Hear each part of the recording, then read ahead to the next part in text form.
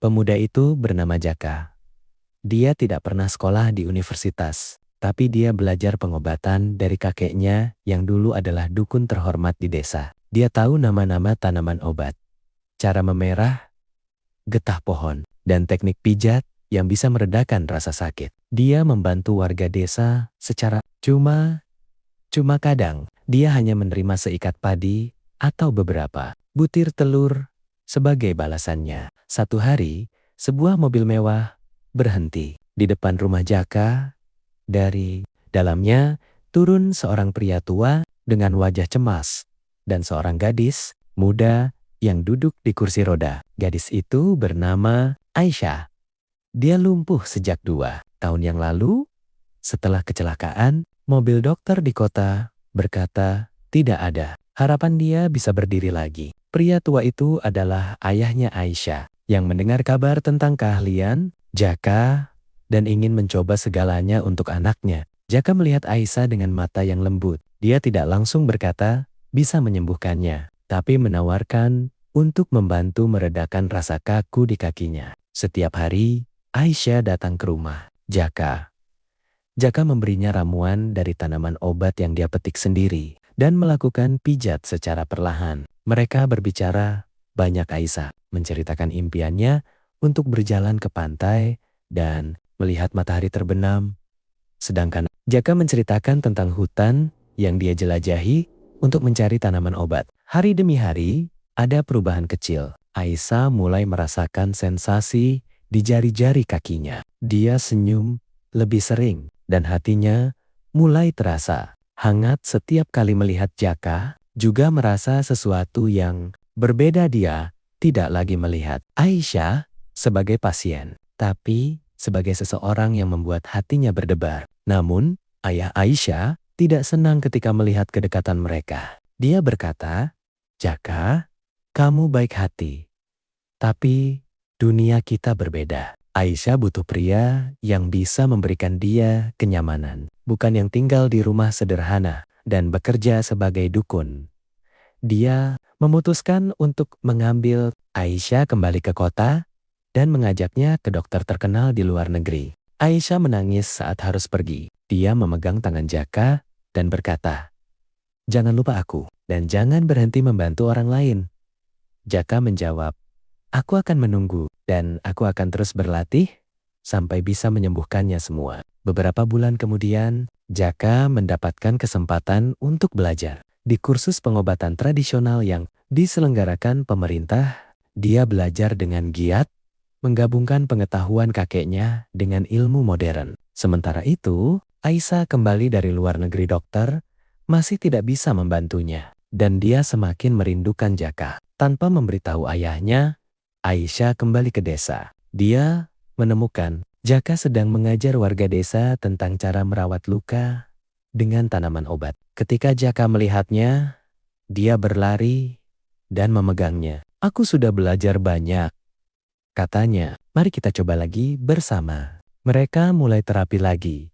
Kali ini dengan metode yang lebih terarah. Beberapa minggu kemudian, saat Jaka sedang melakukan pijat, Aisyah merasakan kekuatan di kakinya. Dengan bantuan Jaka, dia mencoba berdiri mulai dengan lemah, tapi perlahan-lahan bisa menopang berat badannya sendiri. Di saat itu, mata mereka penuh air mata. Mereka tahu bahwa perjuangan mereka tidak sia-sia. Ayah Aisyah yang akhirnya mengetahui keberadaan Aisyah di desa, datang dan melihat anaknya berdiri. Dia menangis dan meminta maaf kepada Jaka.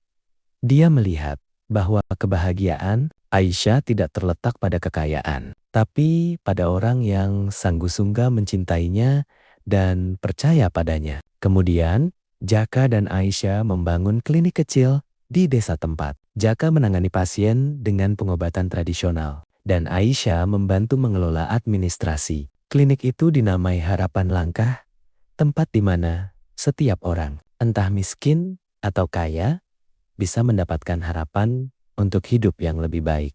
Aisyah menangis saat harus pergi. Dia memegang tangan Jaka dan berkata, "Jangan lupa aku dan jangan berhenti membantu orang lain."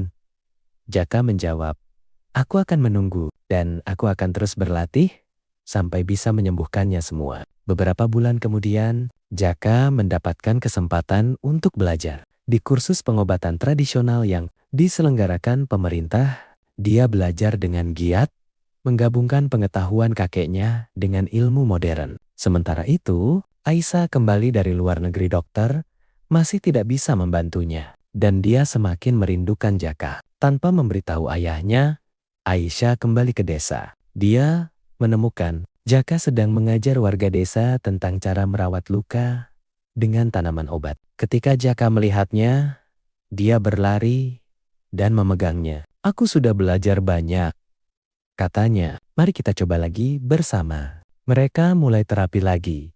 Kali ini dengan metode yang lebih terarah. Beberapa minggu kemudian, saat Jaka sedang melakukan pijat, Aisyah merasakan kekuatan di kakinya. Dengan bantuan Jaka, dia mencoba berdiri mulai dengan lemah, tapi perlahan-lahan bisa menopang berat badannya sendiri. Di saat itu, mata mereka penuh air mata. Mereka tahu bahwa perjuangan mereka tidak sia-sia. Ayah Aisyah, yang akhirnya mengetahui keberadaan Aisyah di desa, datang dan melihat anaknya berdiri. Dia menangis dan meminta maaf kepada Jaka.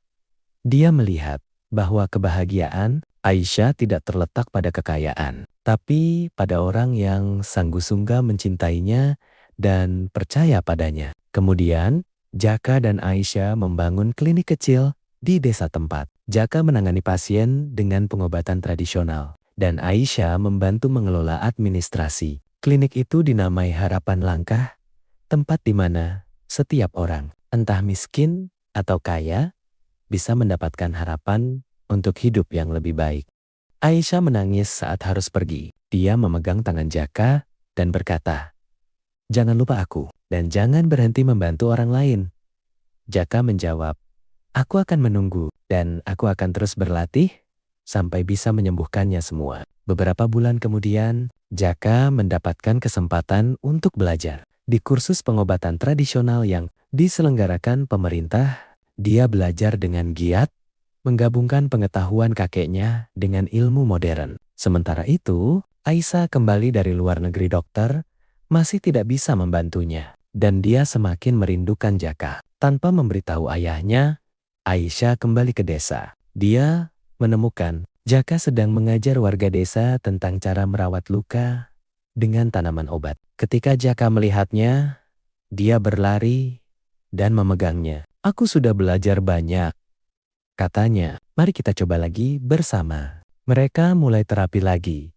Kali ini dengan metode yang lebih terarah. Beberapa minggu kemudian, saat Jaka sedang melakukan pijat, Aisyah merasakan kekuatan di kakinya. Dengan bantuan Jaka, dia mencoba berdiri mulai dengan lemah, tapi perlahan-lahan bisa menopang berat badannya sendiri. Di saat itu, mata mereka penuh air mata. Mereka tahu bahwa perjuangan mereka tidak sia-sia. Ayah Aisyah, yang akhirnya mengetahui keberadaan Aisyah di desa, datang dan melihat anaknya berdiri. Dia menangis dan meminta maaf kepada Jaka.